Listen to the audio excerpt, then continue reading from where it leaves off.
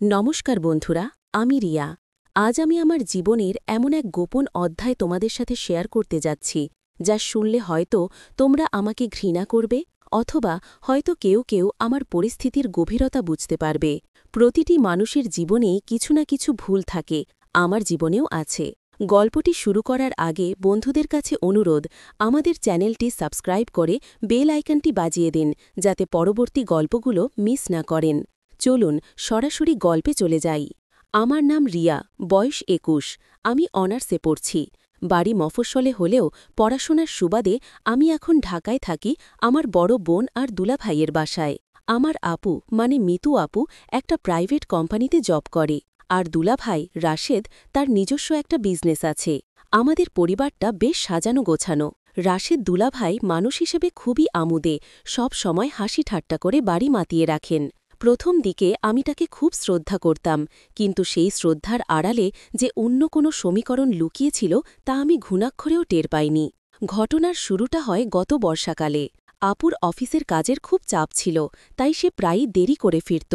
আর দুলাভাইয়ের বিজনেস তখন একটু মন্দা যাচ্ছিল বলে তিনি দুপুরের পরপরই বাসায় ফিরতেন। আমি কলেজ থেকে ফিরে দেখতাম দুলাভাই সোফায় বসে টিভি দেখছেন বা ল্যাপটপে কাজ করছেন। বাসায় আমি আর দুলাভাই একা থাকতাম। শুরুতে আমাদের কথাবার্তা খুব সাধারণ ছিল, পড়াশোনা কেমন চলছে, আবহাওয়া কেমন, এই সব। কিন্তু আস্তে আস্তে দুলাভাইয়ের কথার ধরন বদলাতে শুরু করল। মাঝে মাঝে তিনি আমার দিকে এমনভাবে তাকাতেন যে আমার অস্বস্তি হতো। আবার কখনো কখনো মনে হতো হয়তো আমিই ভুল ভাবছি। তিনি তো আমার বড় বোনের স্বামী, আমার অভিভাবক, কিন্তু সেই ভুল ভাঙতে বেশি সময় লাগল না। একদিন দুপুরে আমি রান্নাঘরে চা বানাচ্ছিলাম, বাইরে ঝুম বৃষ্টি। হঠাৎ অনুভব করলাম কেউ আমার পেছনে এসে দাঁড়িয়েছে। চমকে ঘুরে তাকাতেই দেখি দুলাভাই। তিনি দরজার ফ্রেমে হেলান দিয়ে আমার দিকে তাকিয়ে আছেন। তার চোখে তখন অদ্ভুত এক ঘোর। তিনি বললেন, রিয়া, তোমার হাতের চাটা না খেলে এখন আর ক্লান্তি কাটে না। মিতু তো আজকাল আমার দিকে তাকানোরই সময় পায় না। তার কণ্ঠে এক ধরনের অভিমান আর একাকিত্ব ছিল। আমি কিছুটা সহানুভূতি দেখালাম, বললাম, আপু তো কাজ করছে আমাদের ভালোর জন্যই দুলাভাই, আপনি মন খারাপ করবেন না। দুলাভাই ধীরে ধীরে আমার দিকে এগিয়ে এলেন। রান্নাঘরের ছোট্ট পরিসরে আমাদের দূরত্ব তখন খুব সামান্য। তিনি ফিসফিস করে বললেন, সবাই কি শুধু দায়িত্ব পালন করবে রিয়া, মনের খবর কি কেউ রাখবে না? সেই মুহূর্তে তার চোখের দিকে তাকিয়ে আমি কেমন যেন আড়ষ্ট হয়ে গেলাম। তার শরীরের গন্ধ আর বাইরের বৃষ্টির শব্দ মিলে এক অদ্ভুত পরিস্থিতির সৃষ্টি করল। তিনি আলতো করে আমার হাতটা ধরলেন। সেই স্পর্শে আমার সারা শরীরে যেন বিদ্যুতের ঝিলিক খেলে গেল। আমি হাত সরিয়ে নিতে চাইলাম, কিন্তু পারলাম না। এক অজানা ভালো লাগা আর ভয়ের মিশ্রণে আমি জমে গেলাম। তিনি আলতো করে আমার কানের কাছে মুখ এনে বললেন, তুমি কি একটুও বোঝো না আমি তোমাকে কতটা নোটিস করি? সেদিন ওইটুকুই ছিল, কিন্তু সেই দিন থেকে আমাদের সম্পর্কের মোড় ঘুরে গেল। দুলাভাই আমাকে ইমোশনালি ব্ল্যাকমেইল করতে শুরু করলেন। তিনি বোঝাতে চাইলেন যে আপু তাকে সময় দেয় না, তিনি খুব একা, আর আমি একমাত্র তাকে বুঝতে পারি। আমিও বোকার মতো তার সেই ফাঁদে পা দিলাম। সহানুভূতি থেকে কখন সেটা অন্য কিছুতে রূপ নিল বুঝতেই পারলাম না।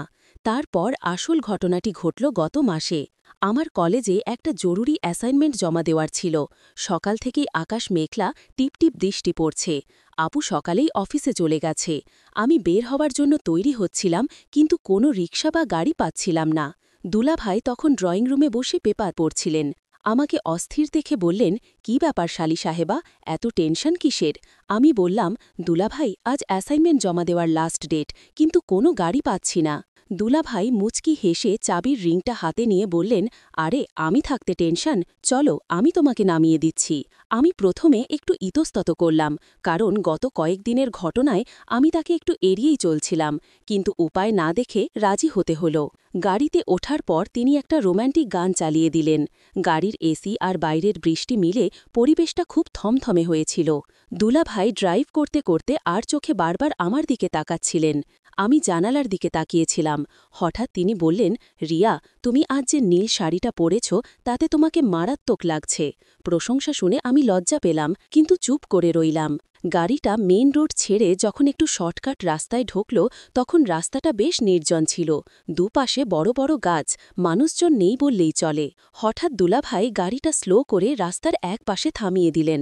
আমি অবাক হয়ে জিজ্ঞাসা করলাম, কি হলো দুলাভাই, গাড়ি থামালেন কেন? তিনি সিট বেল্টটা খুলে আমার দিকে পুরোপুরি ঘুরে বসলেন। তার চোখে সেই পুরনো নেশাতুর দৃষ্টি।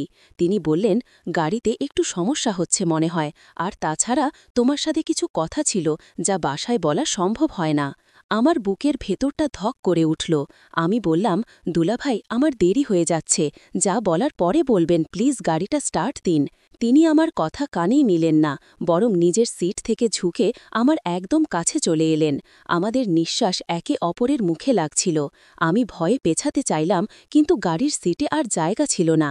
তিনি আমার চোখের দিকে তাকিয়ে বললেন, রিয়া, আমি আর নিজেকে আটকাতে পারছি না। তুমি কি দেখো না আমি তোমার জন্য কতটা পাগল?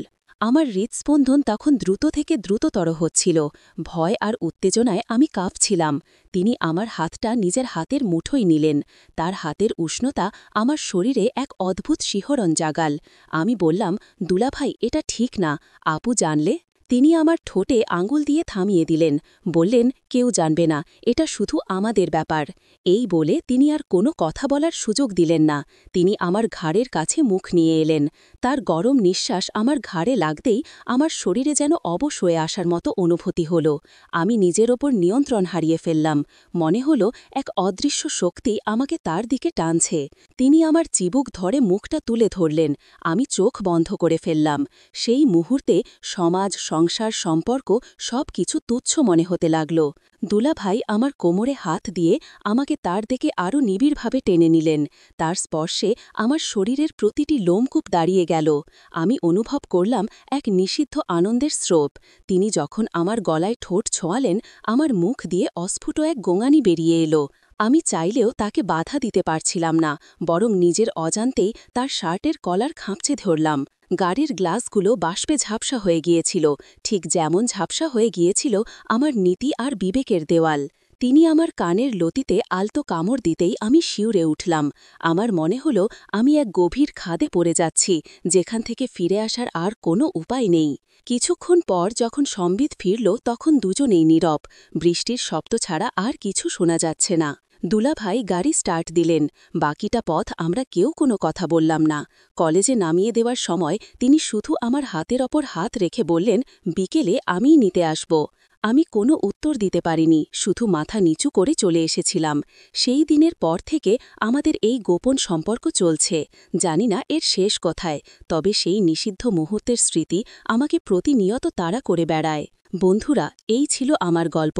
জানি আমি ভুল করছি, কিন্তু আবেগের কাছে আমি আজ বড় অসহায়।